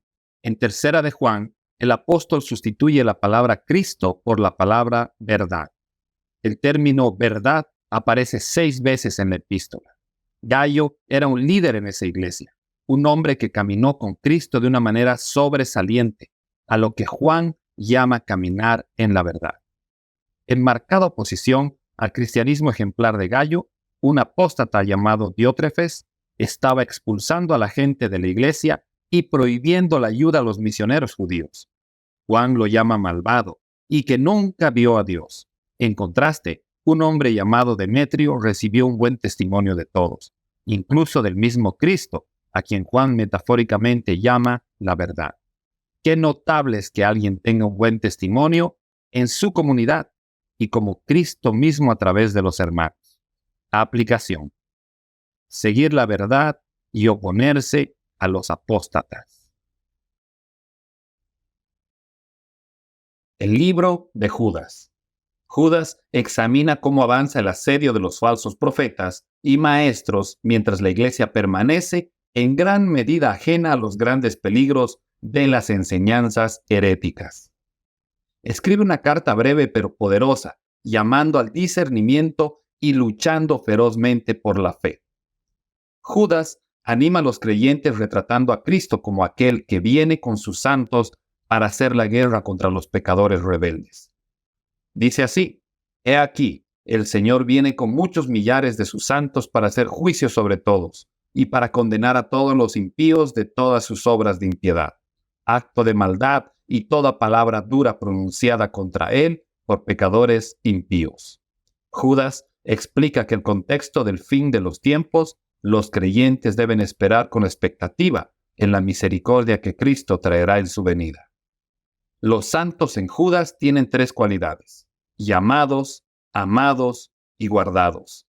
Son llamados y amados por Dios Padre y guardados para Jesucristo. Esta es una de las declaraciones más seguras del Nuevo Testamento. El Señor murió por nosotros y se niega a perder a ninguno de nosotros. El garante de nuestra seguridad eterna es Dios Padre mismo. Judas manda que debemos mantenernos en el amor de Dios. El imperativo guardar transmite el significado de guardar algo. Así que cuídate en la medida en que el amor de Dios no sea bloqueado en tu vida. En el contexto, el amor de Dios, los creyentes no emplean el misticismo, sino que lo construyen sobre su santísima fe. Es notable la descripción que hace Judas de la doctrina, defendiéndola y definiéndola como la fe santísima, que son las doctrinas de Cristo y las doctrinas de la salvación. Un sentido de la santísima fe podría entenderse como una sana doctrina no adulterada, pura. La carta termina con una doxología brillante y tranquilizadora. Dios es capaz de guardarnos de caer en trampas heréticas y limpiarnos en su presencia en gloria con gran gozo. El gozo de vencer a los herejes y sus herejías.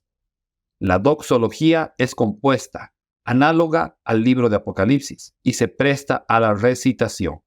A Dios nuestro Salvador, el único sabio, sea gloria y majestad, dominio y poder, ahora y por siempre. Amén.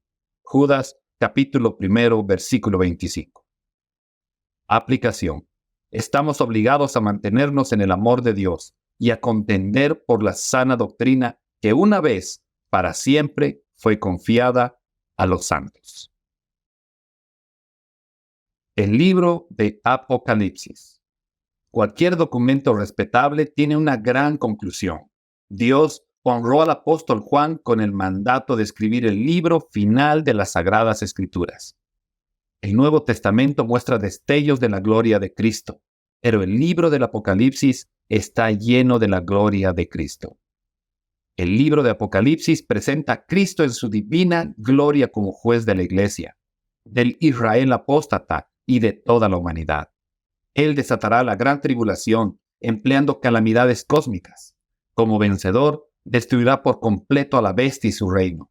Decisivamente, Cristo inaugurará el reino milenario, la nueva Jerusalén y el estado eterno. El último libro de la Biblia revela a Cristo en toda su gloria y poder, poniendo fin a todo lo defectuoso en el universo. Ya no es un Cristo manso y humilde, del que los líderes de Israel y los gentiles pueden abusar. Él se venga plenamente a sí mismo, a los mártires y al honor de Dios ante la humanidad que lo dio sin causa. Cristo ordenará las plagas globales de la gran tribulación en la tierra. El Apocalipsis presenta a Cristo, el Cordero, el sacrificio perfecto por el pecado. También presenta a Cristo, el León de Judá, temido por el diablo, los demonios y la humanidad caída. Inaugura el lago de fuego, arrojando en él a la bestia y al falso profeta. Más tarde, arroja al mismo diablo, a sus ángeles y a todos los rebeldes que rechazaron su salvación. Él restaura el Edén a un estado aún más grandioso en el reino milenial. Satanás trató de destruir a la humanidad a través del pecado y hacerla a su imagen diabólica. Pero Dios revierte toda la destrucción del pecado, transformando al nuevo hombre a la imagen de Cristo. A pesar de que el diablo estropee el universo, Dios crea un nuevo universo habitado por la justicia. Los hombres degradaron a Jerusalén, pero Dios mismo creará una nueva Jerusalén. Aplicación. El libro del Apocalipsis es profético y futurista. Sus símbolos son importantes, pero la clave para entender el libro reside en la estructura esbozada por el mismo Cristo. Dios no cerraría el canon de las Escrituras con una colección de acontecimientos figurativos desconectados de la historia y la realidad y sin una conclusión. Agradecimientos. Primero, quiero agradecer al Señor por permitirme el privilegio de escribir una breve exposición de la cristología del Nuevo Testamento. Agradezco el constante apoyo y retroalimentación de mi esposa, Luminitza, y de mis 7 hijas, Rebeca, Abigail, Lois, Jessica, Ana, Sara y Caroline. Estoy muy agradecido a docenas de amigos y partidarios de la oración por ayudar constantemente a este proyecto con sus oraciones. Un agradecimiento especial a la señora Rachel Hoffman por realizar un excelente trabajo de edición de mi manuscrito. Este resumen cristológico del Nuevo Testamento es beneficioso para cualquiera que esté interesado en captar la idea principal de cómo se presenta a Cristo en cada libro del Nuevo Testamento. Algunos grandes hombres de Dios tuvieron la amabilidad de darme su respaldo por este trabajo. El Dr. John Fesco es una de las mentes teológicas más brillantes de los Estados Unidos y otros lugares. Es profesor en Harriet Barbour de Teología Histórica y Sistemática en el Seminario Teológico Reformado en Jackson, Mississippi. Aunque su escatología es amilenial, tuvo la amabilidad de respaldar mi trabajo. Es autor de una de las obras más importantes sobre la imputación, titulada Muerte en Adán, vida en Cristo, la doctrina de la imputación. También el pastor Philip de Courcy es un pastor destacado conocido por su rica predicación bíblica y teología en el sur de California. Él pastorea Kindred Community Church, una iglesia excepcional llena de jóvenes. También dirige un ministerio llamado Conozca la Verdad. Leyó mi trabajo y me apoyó a pesar de su agenda extremadamente ocupada. El Dr. Clint Arnold es profesor e investigador del Nuevo Testamento en la Escuela de Teología Talbot y ex-decano de esa escuela de la cual yo me gradué. El Dr. Arnold es el principal experto en los antecedentes históricos y culturales de las epístolas a Éfeso y Colosenses. Escribió obras clave como Poder y Magia, el concepto de poder de Éfeso, y Poderes de las tinieblas, principados y potestades en las cartas de Pablo. El Dr. Arnold no está de acuerdo con la influencia prenóstica en el primer siglo. Más bien, ve lo que muchos perciben como prenosticismo como misticismo judío. Paul Dan, San Diego, reservados todos los derechos.